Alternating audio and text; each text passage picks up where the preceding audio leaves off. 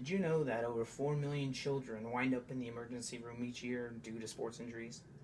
Now, when it comes to youth sports, there's always two camps that line up on either side of this issue, whether it's good or bad.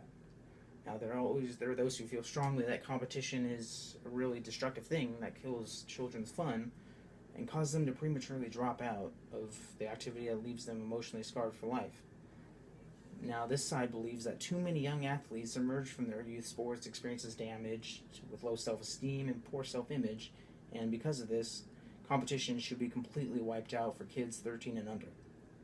Now, the other camp argues that the world is a highly competitive place, and that in order to be able to be successful, you need to learn how to handle themselves under the pressure and competition.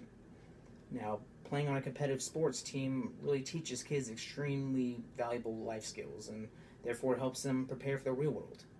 Now, this camp believes that if you eliminate any and all competition, the kids will be hurt in the long run, leaving them soft and unprepared for the pressure cooker of the life that lies ahead.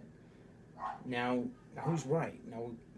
There's no real right or wrong answer, but when it comes to this question, my feeling is whether the competition is good or bad depends on the parents involved. Now, whether your child has a positive outcome from playing the sports are up to the parents and league administrators.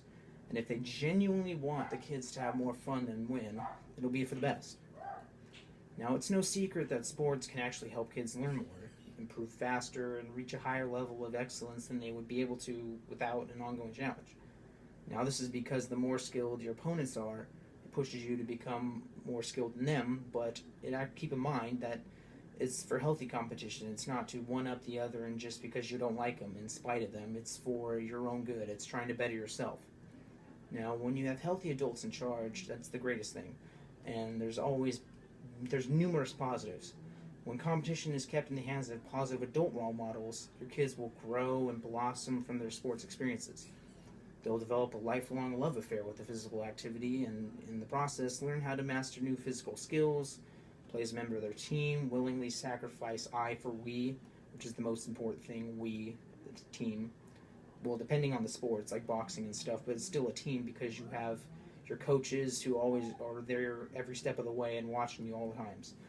Now, they can effectively handle setbacks, losses, and adversity, and meet with both success and failure with dignity in class, and be a good sport about it. Good sportsmanship is very key. You don't see that nowadays. There are too many disrespectful people out there, and it makes sports look bad.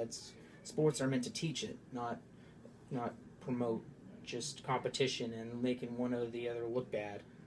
And the most important thing that you learn is from all their modeling, these healthy adult role models, is that they'll learn how to pass their experiences on to the next generation, and that's what you're trying to do, and that's what you want them to do. Now, the positive role models believe that the games are for the child, not the adult. The true purpose of competition is to teach invaluable life lessons. Making mistakes and failing are critical to a child's learning. And there's numerous things, but one of the ones that I think are most important is that the kids' emotions are important, and parents should always listen. Kids are always scared. They don't want to look soft. They might be hurting you. You might not even know it because you didn't ask. You just ask. Just give the child time, and just give him the time of day and ask him questions, and he'll tell you what he wants to say. Now, there's always the negative side, the bad part. When the negative adult role models oversee the competition, the experience your child has will most oftentimes be filled with heartache and anxiety and potentially long-lasting emotional trauma. Now, coaches and parents who have lost their perspective of the game and don't really understand the true purpose of youth sports end up turning the game and competition into a pressure-filled nightmare and for kids and young adults. And the consequence that comes with this is that the lessons that the children end up inadvertently taking away from their experience may leave them handicapped for life, and nobody wants that. You want the sports to be for fun. You want it to enjoy yourself. Now, these children with negative role models learn to hate the sports and physical activity in general. They become obese.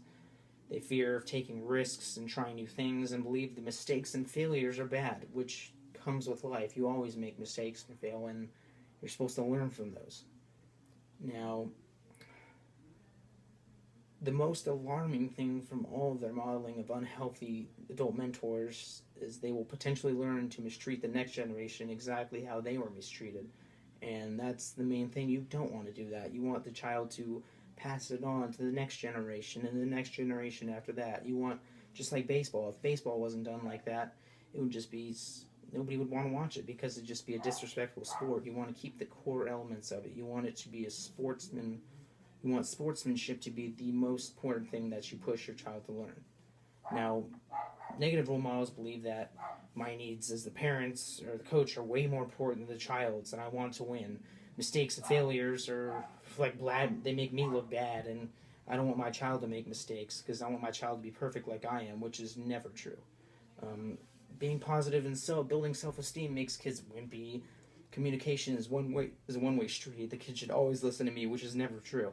The parents should be listening to kids 9 times out of 10, not the other way around.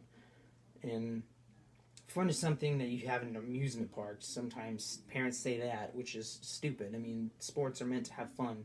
Kids should be smiling and enjoying themselves and enjoying the physical activities in the process. Now, other parents even think that the better, more skilled athletes deserve more attention because they're better, just like they will on TV, which is, once again, not true. Now, I feel that competition for young athletes of all ages is a double-edged sword, no matter what.